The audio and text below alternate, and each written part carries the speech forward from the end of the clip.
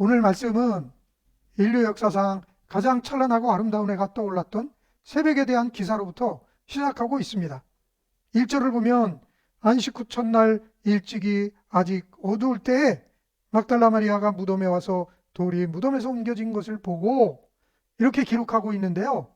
이게 놀라운 역사, 인류의 가장 전환기가 되는 그 역사의 현장을 나타내주고 있는 말씀입니다. 그것은 만왕의 그리스도 예수님의 부활의 놀라운 소식이었기 때문이죠. 예수님은 유대인의 왕이라는 죄명 아닌 죄명으로 십자가 고난을 당하시고 장사 지낸 바 되었습니다. 그러나 그는 무덤에 갇혀 있을 수 없는 그런 존재이셨던 것입니다. 나는 부활이요 생명이라고 나사로의 죽음 사건에서 나사로, 마리아, 마르다 앞에 놓고 나는 부활이요 생명이니 이것을 너희가 믿느냐 말씀하셨잖아요. 차츰 나는 부활이요 생명이다. 부활하신다는 것을 말씀하신 거죠. 이렇게 선언하셨던 것처럼 예수님은 죽음의 권세를 깨뜨리시고 그 무덤에서 일어나셨던 것이죠. 이제 인류 역사가 완전히 바뀌는 시점인 것입니다. 여기가 아담의 타락 이후 인류는 사망 권세에 찌들려서 그것에 눌려서 죽음의 종로로 탈 수밖에 없는 그런 인생으로 줄고 살아왔죠. 근데 그리스도께서 십자가에서 인류의 모든 죄를 지시고 죽으셨다가 부활하심으로 사단은 죽음은 그 자리를 내주어야만 했던 것입니다. 부활하신 그리스도로 인해서 사망 권세 아래 복종하던 어둠의 그늘에 앉았던 그 모든 인류는 이 생명 안에서 왕로로 탈 수 있게 된 존재가 된 것입니다. 오늘 1절에 아직 어두울 때에 이렇게 문장이 나오고 있는데요. 아직 어두울 때 예수님의 부활이 드러나기 전까지는 모든 인류에게는 아직 어두울 때였던 거예요. 언제부터? 아담 때부터 예수님의 십자가 죽음과 부활, 그때까지는 아직 어두울 때, 그때였던 거예요. 모든 인간이 발버둥 치고 산다고 살았지만 어두운 인생의 그늘 아래서 살고 있었다는 것이죠. 그래서 그러나 이 엄청난 부활의 소식이 알려지기 전에는 어땠느냐? 예수님을 생전에 가장 가까이 따라다니며 모든 기적을 예수님과 같이 체험하고 또 전도여행도 하고 모든 기적의 현장에 같이 있었던 그 제자들조차 슬픔과 두려움에 잠겨 있었습니다. 19절에 그렇게 나와 있죠. 안식 후 첫날 저녁 때까지도 제자들이 유대인들을 두려워하여 모인 곳에 문을 닫았더니 이렇게 기록하고 있거든요. 그때까지도 아직 뭐냐면 막달라 마리아는 여기서 예수님을 만나고 천사도 만나고 그랬지만 먼저 예수님이 어떻게 된 거야? 시체로 묻었는데 시체가 없어졌네? 이렇게 하고서 그냥 집으로 와버린 거예요. 그러나 막달라 마리아만 달랐던 거죠. 오늘 본문의 1절부터 18절의 전체 내용인데요. 두 장면으로 나눌 수가 있습니다. 1절부터 10절은 안식 후 첫날 이른 아침에 예수님의 시신이 안치된 무덤을 찾았던 막달라 마리아가 무덤이 비어있다. 야, 큰일 났다. 이 사실을 발견하고 베드로와 요한에게 보고하러 달려가서 알려준 거죠. 그러고서 그 소식을 듣자마자 베드로와 요한이 무덤으로 달려갔습니다. 그래서 이제 2절부터 무덤으로 달려가는데요. 누가 빨랐을까요? 승질을 봐가지고서는 베드로가 빨랐을 것 같은데 요한이 빨리 달려간 거예요. 요한이 빨리 달려가고 나중에 베드로가 도착했어요. 4절에 보면 다른 제자가 베드로보다 더 빨리 달려가서 먼저 무덤에 이르렀다 이렇게 나오고 있어요. 그러니까 요한이 빨랐던 거죠. 몸이 가벼웠던지 하여튼 100m를 한 13초, 12초에 끊었는지 하여튼 빨랐어요. 빨라가지고 베드로보다 성격은 급하기는 베드로가 급한 것 같은데 몸이 날랬던 것은 요한이었던 것 같아요. 요한이 먼저 무덤에 도착했습니다. 그 다음에 베드로가 도착했죠. 근데 무덤에 먼저 들어간 건 누구냐? 베드로가 먼저 들어갔어요. 승질 급한 베드로가. 요한은 겉에서 살펴보고 정황 증거를 보고 상황을 다 세세하게 살피는 그런 사람이었던 것입니다. 그래서 요한, 베드로 모두 막달라 마리아에게서 들었던 이 소식, 그것을 보고서 어떻게 됐냐? 8절에 보면 그때에야 무덤에 먼저 갔던 그 다른 제자도 들어가서 보고 믿더라. 베드로가 먼저 들어가서 없구나. 예수님이 시체 없어졌네. 그리고 뒤에 요한이 들어가서 보니까 또 없었던 거예요. 그래서 뭘 믿은 거냐? 막달라 마리아가 전해준 소식, 그것이 사실이었다는 것을 믿었던 거예요. 그래서 사실을 확인하게 된 것입니다. 그리고 11절에서 18절은 막달라 마리아가 천사와 만나고 또 예수님을 만난 사건, 그리고 또 예수님을 만난 소식을 제자들에게 달려가서 전해주는 내용을 기록하고 있습니다. 이렇게 두 파트로 오늘 본문이 나누어져 있습니다. 어쨌든 오늘은 죽음 문제, 시체 문제, 무덤 문제, 이것이 등장하고 있습니다. 우리도 살면서 애경사 소식을 자주 접하게 됩니다. 애사는 어떤 분이 사망해서 장례를 치르게 됐다는 소식이고요. 경사는 주로 결혼한다는 소식으로 청첩장을 보내오는 그런 소식이 있는 거죠. 그런데 성경 말씀에도 이런 애경사들이 여러 번 등장하고 있습니다. 특히 요한복음에는, 요한복음 앞장 2장에는 가나 혼인잔치가 나오는 깊은 경사가 나오고 있는데요.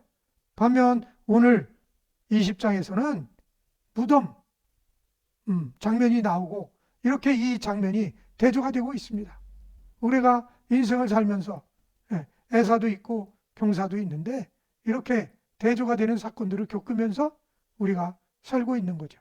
합격 소식을 들을 때도 있고 실패 소식을 들을 때도 있고 태어났다는 소식, 결혼한다는 소식 들을 때도 있지만 언제 돌아가셨다, 병으로 돌아가셨다, 사고로 돌아가셨다, 이런 소식도 자주 접하게 되는 것이 우리 일상생활의 현실인 것입니다. 똑같이 오늘 성경에서도 죽음에 대해서 기록하고 있습니다. 누구도 피할 수 없는 죽음 문제를 다루고 있는 것이죠. 그것도 인간으로 오신 예수님, 예수 그리스도가 돌아가신 사건을 기록하고 있는 그런 장면입니다. 그리고 돌아가신 것으로 끝나는 것이 아니라 그 후에 발생되는 놀라운 장면이 소개되고 있는 것입니다. 성경에는 죽음에 대해서 자주 나오고 있죠. 여기 외에도 누가복음에 보면 나인성 과부의 하나밖에 없는 아들의 죽음, 그런 것도 나오고요. 요한복음 11장에서는 나사로가 죽은 지 나흘 됐던 그 사건도 나오고 있습니다. 또 병을 앓다가 죽은 여러 사건들도 나오고 있죠. 어쨌든 우리가 세상을 살고 있는 지금 어디로 우리는 달려가고 있는 것이냐? 사실은 죽음을 향해서 달려가고 있는 거예요. 모든 사람이 이 땅 태어나서부터 출발점에서 출발해 갖고 죽음을 향해서 뛰고 있는 거예요, 사실은. 그러니까 모두 시한부 인생을 살고 있다, 이렇게 말할 수가 있는 것이죠. 왜? 아담의 타락 이후에는 죽음이 들어왔기 때문에 떵떵거리며 살던 모든 사람, 이병철도 사라졌고, 정주영도 사라졌고, 김우중도 죽었습니다. 모두 지금은 이 세상 사람이 아닙니다. 대단한 재산가라고 했던 록펠러도 다이너마이트를 발명해서 엄청 부자가 돼가지고 노벨상을 만들었던 그 노벨도 죽지 않고자 많은 신하들을 불로초옥해로 보냈던 그 진시황도 결국은 죽음에 이르고 말았다는 거죠. 누구나 다 이렇게 시한부 인생을 살고 있는 거예요. 우리는 죽음을 향해서 달려가고 있는 거죠. 그가 살았던 당시 천하를 정복했다고 할 수 있는 정복자였던 유명한 사람 알렉산더 대왕은 죽기 전에 유언을 남겼습니다. 어떤 유언이야? 내가 죽거든 손을 관 밖으로 내놓아 남이 다 볼 수 있도록 해달라.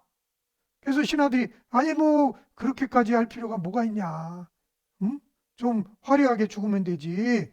대왕님이 왜 그런 유언을 하십니까? 그러니까 어떤 대답을 했느냐? 나는 세상 사람에게 천하를 한 손에 쥐었던 알렉산더인데 그런 알렉산더도 떠날 때는 빈손으로 간다는 사실을 많은 사람들에게 보여주고자 하겠다. 그게 자기 소원이다. 이렇게 그런 유언을 남겼어요. 이처럼 알렉산더 대왕의 유언은 우리가 이 세상을 뜰 때는 그 인생이 화려하게 살았다. 엄청나게 부자로 살았다. 아무리 그렇게 해봤자 빈손으로 덧없이 갈 수밖에 없다는 사실을 확실히 보여주는 예화가 되겠습니다. 저도 나이를 이렇게 먹어서 6학년이 되고 보니까 잠깐 사이에 6학년 중반에 아니 5학년 됐을 때도 제가 깜짝 놀랐거든요. 나이가 안 믿어져가지고. 근데 아니 6학년 중반을 가고 있어요. 너무 빨라. 어머니 앞에서 이 소리를 하면 결례가 되지만 너무 빠르더라고요. 예, 빨리 간다. 그래서 1절부터 11절 사이에 오늘 본문의 내용을 보면 무덤이라는 단어가 9번이나 기록되고 있습니다. 오늘 현장은 무덤에 초점을 맞추고 있다는 거예요. 오늘 말씀이 우리에게 전해 주시고자 하는 것 세 가지를 우리가 묵상해 보고자 합니다. 첫 번째 문제는 무엇이냐? 1절, 2절에서 발견하는 것처럼 무덤의 시체가 없어졌다는 거죠. 막달라 마리아가 발견한 곳, 새벽에 달려가서 발견한 곳은 무덤의 시체가 없어졌다. 큰일 났다. 누가 훔쳐갔나? 누가 옮겨 가버렸나? 없어졌다는 사실만을 확인하고 제자들에게 알려주었는데 제자들이 급히 달려와서 보고 확인만 하고 그냥 집으로 툭툭 털고 돌아가 버린 거예요. 막달라 마리아는 너무 가슴이 아팠던 거죠. 아니 제자들이 저렇게 그냥 아무 말도 없이 묵묵하게 그냥 돌아가? 자기는 돌아갈 수가 없었던 거예요. 왜 그렇습니까? 막달라 마리아는 7 귀신 들렸던 여인이었어요. 광녀였던 거예요. 광녀. 좋은 말로 해서 광녀지. 뭐라고 얘기해? 세자로 얘기해야 되잖아. 미친, 뭐라고 해야 되잖아요. 그죠? 그렇게 얘기하는데 7 귀신이 들렸으니까 그의 인격이 얼마나 많이 파괴됐겠습니까? 얼마나 많이 미친 사람으로 휘젓고 돌아다니면서 손가락질 당했겠어요. 자기 인생이 자기도 그렇게 살고 싶지 않았는데 7 귀신에 묶여서 그렇게 살았던 그 인생을 예수님 만나서 치유받고 새 사람이 되었잖아요. 그러니 그 이후에 그의 인생은 어떻겠습니까? 예수님이 없이는 살아갈 인생의 의미가 없었던 거예요. 예수님 따라다니면서 예수님이 하시는 일 심부름하고 예수님 스케줄 따라서 다니면서 예수님 하시는 일 도와드리고 시중 들고 그렇게 했던 막달라 마리아 입장에서는 예수님이 돌아가신 것도 십자가상에서 피 흘리며 그렇게 돌아가시는 것을 볼 때도 억장이 무너지는 것 같았는데 간신히 장례를 치른 그 무덤이 열려지고 시체마저 없어졌다는 것에 그는 무덤을 떠날래야 떠날 수 없는 여인이 된 것이었죠. 그래서 거기서 너무 슬퍼서 울고 있었던 거예요. 시신을 내가 잃어버렸구나. 예수님의 시신이라도 잘 모셨어야 되는데 그런 마음인 거죠.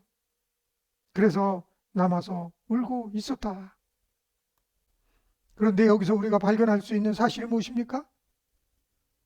예수님을 부활하신 예수님으로 만나지 못하면 예수님의 시체만 찾고 있는 믿음을 가지게 된다는 거예요. 우리도 믿음의 생활을 하고 있는데 부활하신 예수님을 만나지 못하면 내 신앙생활이 무덤을 찾고 거기서 시체를 찾고 있는 그런 믿음 생활을 하고 있는 거예요.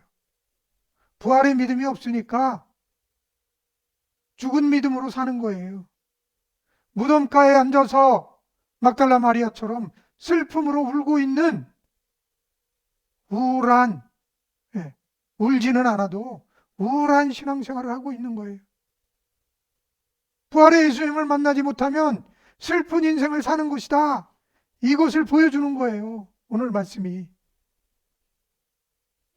그렇게 극적으로 예수님을 만나서 자기가 치료받았고, 주님으로 예수님을 모셨고 그랬지만 슬픈 인생, 우는 인생, 무덤만 들여다보는 인생, 시체가 어디 갔나 찾고 있는 인생, 그렇게 살고 있는 거예요. 오랜 신앙생활을 했어도 부활의 예수님을 내가 만나지 못하면 이런 삶을 살아간다는 거예요. 두 번째로 오늘 본문 말씀이 말씀해 주시는 것이 무엇입니까? 15절에 나오고 있습니다. 예수님을 만났는데 예수께서 여자여 어찌하여 울며 누구를 찾느냐 하시니 마리아는 그가 동산지기인 줄 알고 이르되 주여 당신이 옮겼거든 어디 두었는지 내게 이르소서 그리하면 내가 가져가리이다. 예수님이 내 옆에 계신데도 불구하고 예수님을 몰라. 예수님이 내 옆에 있는지 몰라요. 그러니까 어떻게 생각합니까? 동산지기로 알고 있는 거예요. 예수님을. 나 동행하시는 분이 예수님인데 나는 아무것도 예수님한테 기대할 것도 없고 예수님의 능력을 받을 것도 없고 예수님의 기적을 체험할 것도 없어. 그냥 예수님을 나도 막달라 마리아처럼 동산지기로 여기면서 살고 있지는 않습니까? 무능력한 예수님이라고 내가 생각하는 거예요. 무능력한 예수님이라고 생각하면 어떻게 됩니까? 그분이 능력해 가실 분이라고 생각지 않으니까 기도도 할 수가 없는 거예요. 기도하면 들어주실 것이라는 기대가 없으니까 기도 생활이 없어져요. 왜 간구를 해? 왜 찾고? 왜 두드려? 뭐하러 두드려? 그분이 듣는 분이 아니라고 생각하니까, 그분이 능력 있는 분이라고 생각하지 않으니까, 그분이 기적을 행하는 분이라고 생각지 않으니까 자연히 기도 생활이 안 되는 거예요. 불신이 있기 때문에. 오늘 여기 써 있는 이 문구가 무엇입니까? 예수 그리스도는 어제나 오늘이나 영원토록 동일하시니라. 히브리서 13장 말씀입니다. 예수님이 신약시대 때 공생의 사역을 하면서 무수히 행했던 그 기적을 지금 이 시대에도 여전히 행하실 수 있는 능력자 예수님이시라는 거예요. 그 능력자 예수님을 나는 어떻게 생각하고 있습니까? 동산지기로 생각하고 살고 있습니까? 아니면 지금도 동일하게 역사하시는 하나님, 역사의 주관자이시고 기적을 행하실 하나님, 그분으로 모시고 사는가? 우리가 돌아봐야 한다 말씀하고 계시는 거죠. 5만 번 기도 응답을 받은 조지 밀러, 많은 고생을 했지만 결국 대통령이 되어서 백악관의 기도실을 만들고 노예 해방을 이끈 남북전쟁에서 승리한 대통령 링컨, 사랑하는 두 아들을 잃고도 자기 아들을 죽인 공산당 청년을 양자로 삼았던 그 손양원 목사님, 중국 대륙의 복음의 씨앗이 된 허드슨 테일러 선교사, 역사상 이외에도 무수하고 허다한 믿음의 선배들, 그분들은 전능하신 능력자 예수님, 전능하신 하나님, 그 하나님을 믿고 그 능력을 의지해서 그 능력으로 놀라운 역사를 행하며 사명을 감당했던 것입니다. 내 인생에 역사하실 하나님, 그 성령님의 능력으로 새 역사를 창조하는 믿음의 사람이 되기를 원하시는 하나님, 그분이 우리에게 어떤 상황을 주십니까? 내가 원하지 않던 상황을 주실 때가 많아요. 내게 왜 이런 것이 환경적으로 내 인생에 이렇게 나를 얽매듯이 한계적인 인생을 살게 하는 거야? 그러지만 정말 믿음의 눈을 뜨게 되면 어떻게 되느냐? 내가 족쇄가 된 그 사건이 나를 기적을 체험하는 사람이 되게 하는 거예요. 하나님은 우리에게 믿음의 열매를 맺도록 도전하고 승리하는 자가 되라, 이렇게 말씀하고 계신 거죠. 너도 나를 동산지기로 생각하고 살 거냐? 이렇게 말씀하시는 거예요. 우리가 능력자 예수님을 믿을 때 우리가 기도의 사람이 될 수가 있는 거죠. 왜? 내가 구하고 찾고 두드리면 주시고 찾게 되고 문이 열릴 것, 그것을 하나님이 하실 건데 내가 미리 문을 닫아 잠궈요, 불신으로. 그러니까 주님이 행하실 수가 없는 거죠. 동산지기로 여기지 아니하시고 우리가 모두 예수님을 능력자 예수님, 기적을 행하실 예수님, 모든 문제 해결자 되신 예수님으로 모시고 살아가는 자 되기를 예수님의 이름으로 축원합니다. 세 번째, 천사가 보이고 하나님의 음성을 듣는 자가 되어야 하겠습니다. 제자들도 무덤에 갔고 다른 복음서에 보면 막달라 마리아 외에 여러 명의 여인들도 무덤에 같이 갔습니다. 그러나 제자들도 그냥 빈 무덤만 보고 집으로 돌아갔고 다른 여인들도 천사들의 존재나 예수님의 존재를 발견하지 못했어요. 그러나 막달라 마리아만은 천사를 발견했고 예수님을 그 곳에서 만나게 되었습니다. 어떻게 이렇게 됐을까요? 다른 사람들의 눈에는 보이지 않았던 천사들이 예수님의 머리맡에 예수님의 발치에 있는 것을 보게 된 거예요. 영적인 눈을 뜨게 된 거죠. 그가 간절한 마음으로, 애절한 마음으로 끝까지 주님 앞에, 주님 무덤 앞에 남아 있었을 때 거기가 빈 무덤이 아니라 천사가 지키고 있는 그 무덤이었던 것을 보게 되었던 거예요. 그래서 천사가 뭐라고 말합니까? 여자여 어찌하여 우느냐? 어찌하여 울고 있느냐? 천사들의 그 음성을 들었어요. 그 다음에 동산직인 줄 알았던 그분이 뭐라고 말씀하십니까? 여자여 어찌하여 울며 누구를 찾느냐?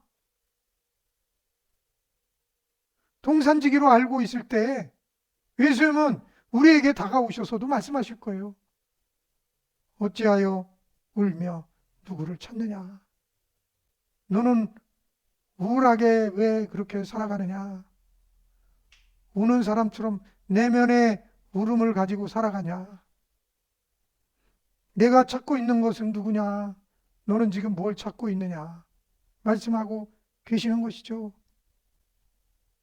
제자들도 무덤에 갔고 다른 여인들도 무덤에 갔지만 오직 막달라 마리아만 천사들도 만나고 천사들의 이야기도 듣고 예수님도 만나고 예수님의 말씀, 예수님의 음성을 들었습니다. 왜 그랬을까요? 어떻게 막달라 마리아만 이렇게 되었을까요?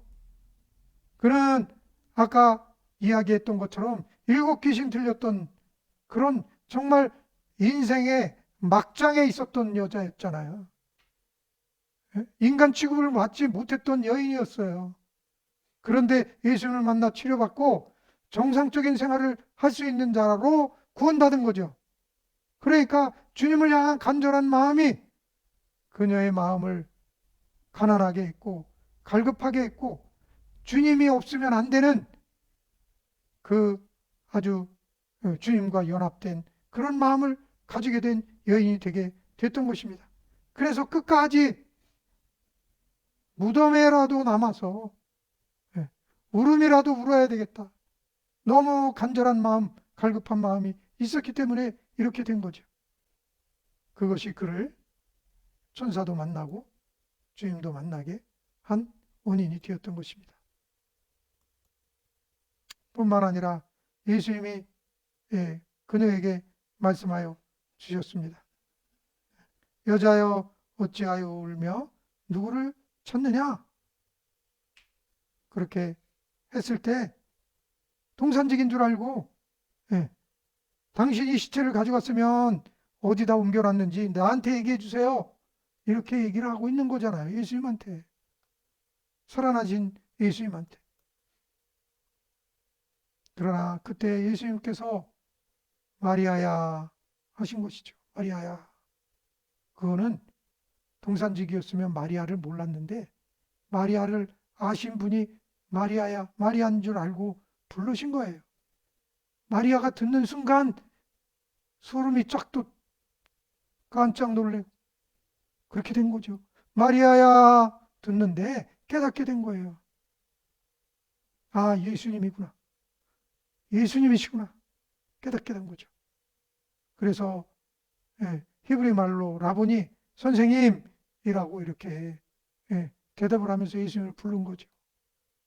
그는 이 대단한 장면에서 인류 역사의 최고의 장면이라고 할 수 있는 이 장면에서 구세주 예수님을 부활한 그 구세주 예수님을 첫 번째로 만난 여인이 된 것이에요.